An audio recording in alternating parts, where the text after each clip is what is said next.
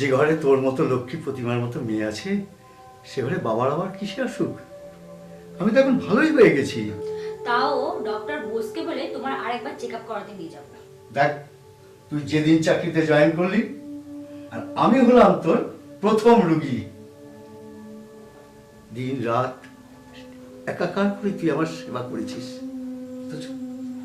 অথচ তুই মেয়ে বলে আমি তোকে কত বকেছি, অবহেলা করেছি, এমনকি মেরে গেছি।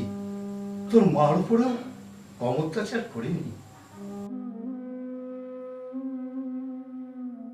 বাবা, এসব পুরনো কথা বলে নিজে কেন কষ্ট দিচ্ছ? আবার তো শরীরটা খারাপ করবে। তুমি আমাকে শাসন করেছো, ফেলে তো দাওনি। আচ্ছা খুকি, আমি বড় স্বার্থপর, তাই না? আমি বড় নিষ্ঠুর। পারলে